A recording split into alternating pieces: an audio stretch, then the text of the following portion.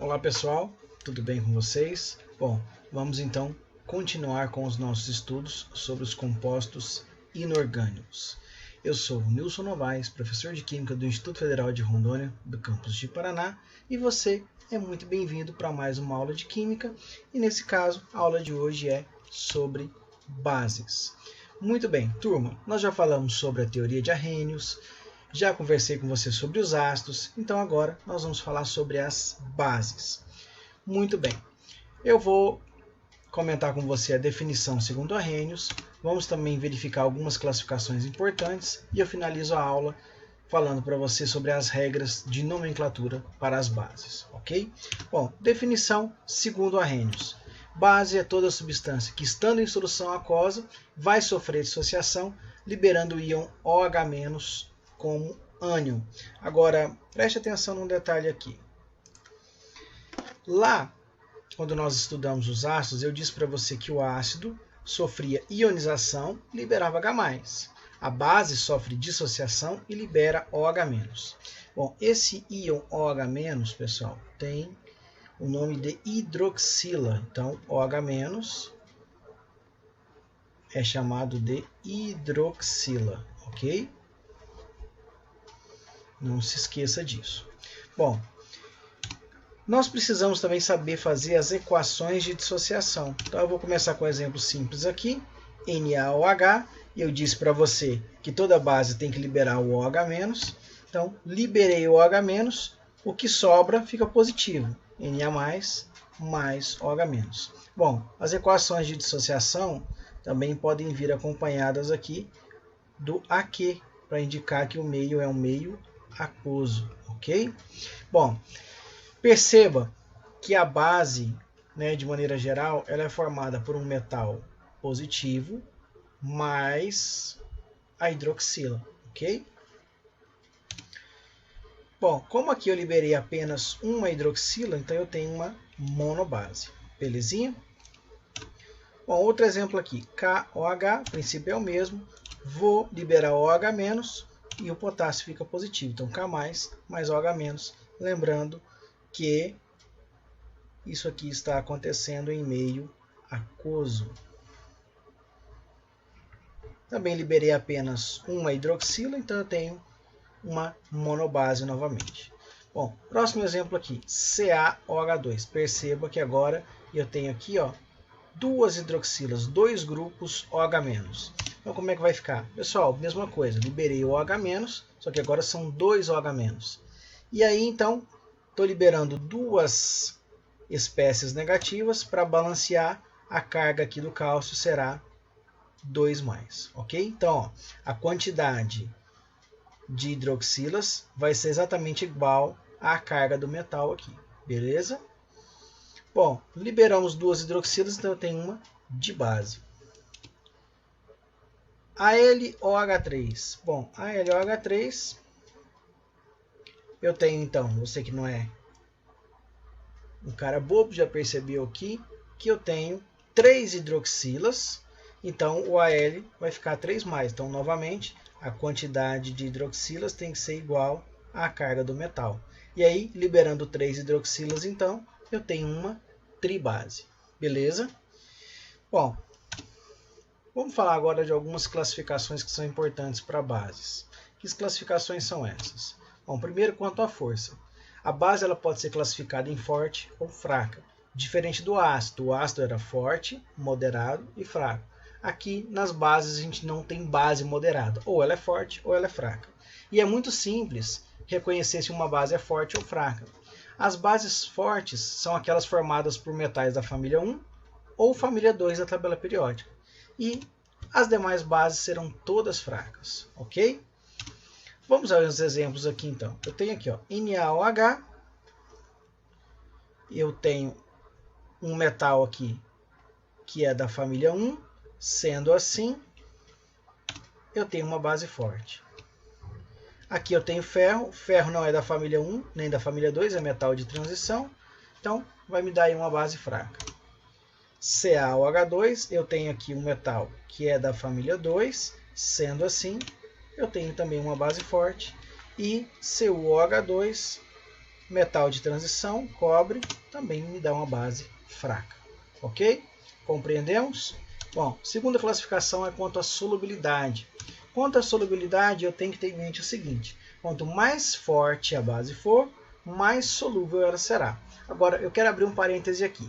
Quando nós conversamos sobre os ácidos, eu disse para você que a força do ácido estava relacionado à facilidade de liberar o H+. Da mesma maneira, nós podemos pensar para a base. A força da base está ligada diretamente à facilidade de liberação do OH-, liberação da hidroxila. Então, quanto mais forte a base, mais fácil ela libera a hidroxila. Belezinha? Bom, então, partindo desse princípio aí, eu tenho aqui 3 possibilidades quando a gente vai classificar a base quanto à solubilidade. Eu tenho bases da família 1, são bases solúveis. Bases pouco solúveis são as bases da família 2 e o restante são bases praticamente insolúveis. Então você vê aqui, ó, bases da família 1 e 2, que são bases fortes, são bases que têm uma solubilidade maior. As bases fracas são praticamente insolúveis, ok? Bom, vou pegar aqui os mesmos exemplos que eu dei anteriormente. NaOH, o Na é da família 1, sendo assim uma base solúvel. Ferro é metal de transição, não é da família 1 nem da família 2, então praticamente insolúvel. Cálcio é da família 2, então é uma base que é pouco solúvel. E CuOH2, novamente, o cobre é metal de transição também, não é da família 1 nem da família 2, então forma uma base praticamente insolúvel. Atenção às exceções. Eu tenho como exceção aqui, ó, berílio e magnésio, que mesmo sendo metais da família 2, formam bases fracas insolúveis. Então, o BeOH2 e o MgOH2, apesar de serem bases da família 2, são bases fracas e, por serem fracas, são, consequentemente, praticamente insolúveis. Belezinha? Então, guarde isso aí. Cuidado com essas duas bases, que elas sempre aparecem aí como exceção para nós. E pode causar um pouquinho de confusão. Então, cuidado. Essas bases aí, mesmo sendo da família 2, elas são exceções. São bases fracas, são bases praticamente insolúveis. Bom, eu disse para você que toda base era formada por um metal positivo mais a hidroxila. Essa base aqui é uma base diferente, porque ela é formada por um íon amônio, um íon positivo, que é o NH4+, mais o OH-, por isso que eu estou falando para você que ela é uma base diferente. Além disso, essa base é a única base que vai ser ao mesmo tempo fraca e solúvel. Lembra que eu te falei que uma base fraca ela também é praticamente insolúvel? Exceto essa aqui. É a única base que consegue ser ao mesmo tempo fraca e solúvel. Ok? Bom, visto isso, a gente pode falar então das regras de nomenclatura. A nomenclatura das bases é muito mais simples que a nomenclatura do ácido. Então, olha só. Para os metais de carga fixa, regra geral, hidróxido de nome do metal. Só isso? Só isso. Mas aí você está pensando, peraí, professor, mas como é que eu vou saber se o metal tem ou não tem carga fixa? Calma, já já eu te conto, eu vou te explicar passo a passo.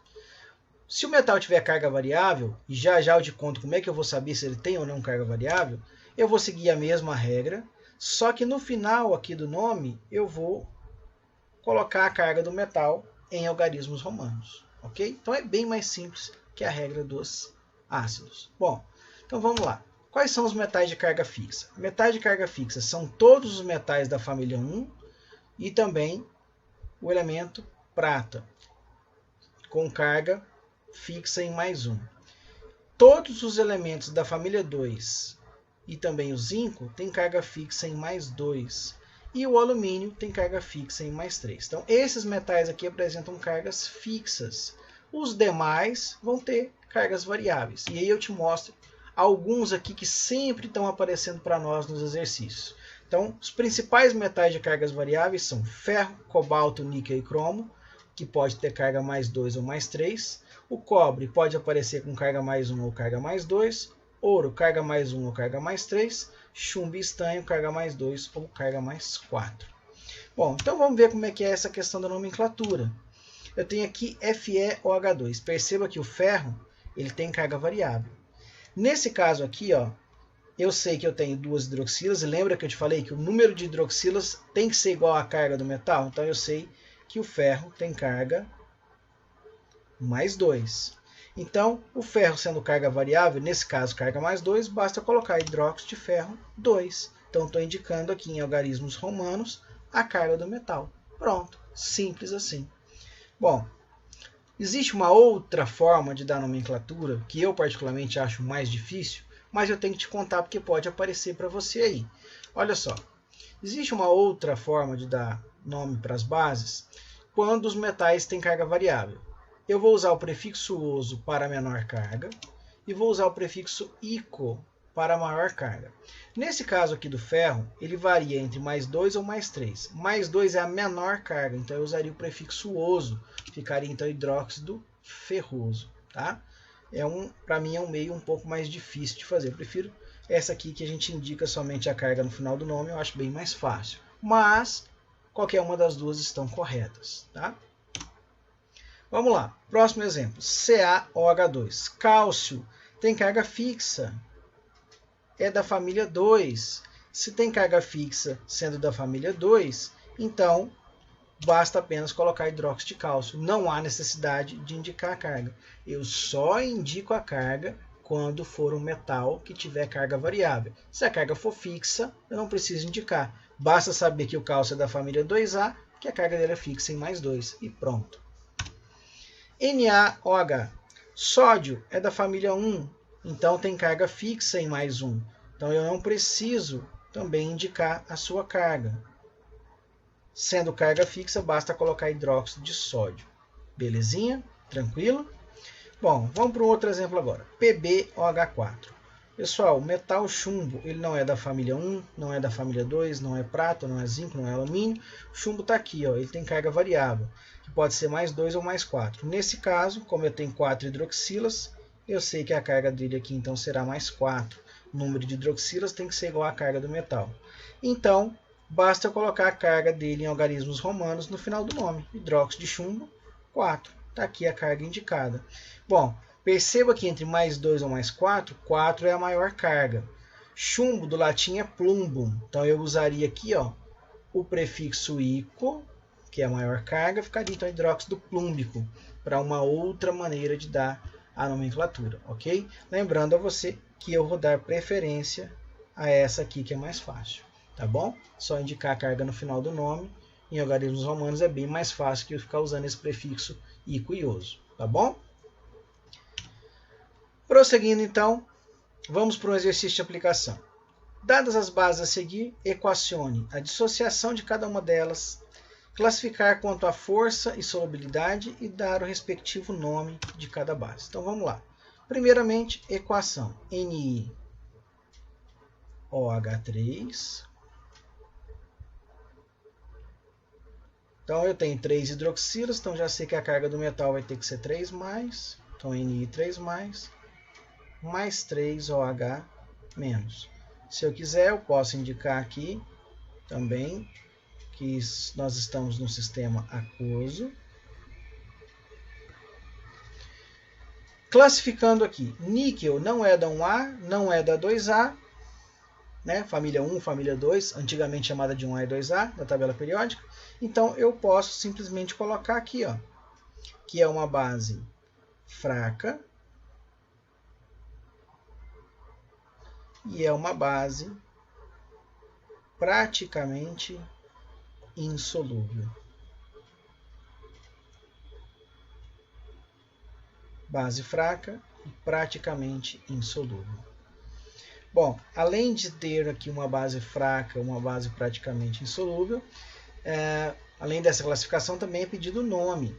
Bom, perceba que eu tenho aqui então o níquel. O níquel é um metal de carga variável, né? Eu vou ter que sempre consultar aquela tabelinha. Nesse caso aqui eu estou vendo que o níquel tem carga mais 3, então basta colocar aqui hidróxido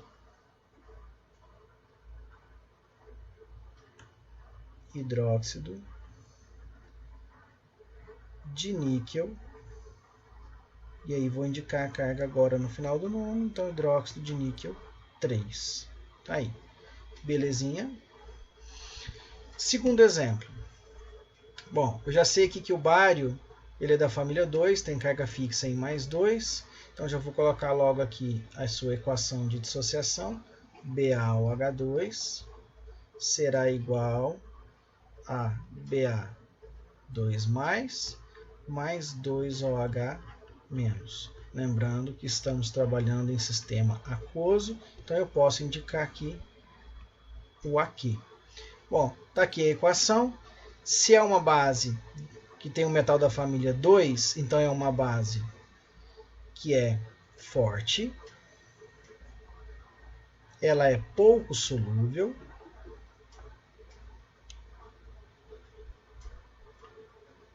o metal tem carga fixa, é o bário, então basta eu colocar aqui hidróxido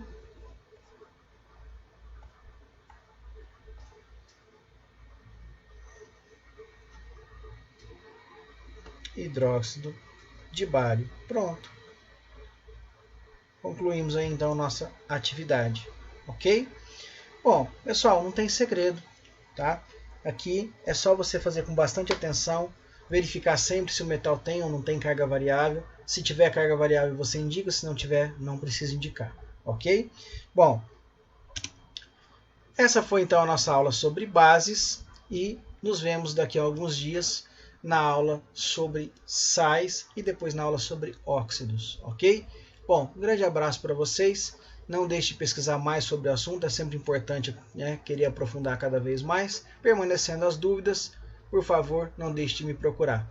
Um grande abraço a todos vocês, até a próxima e valeu!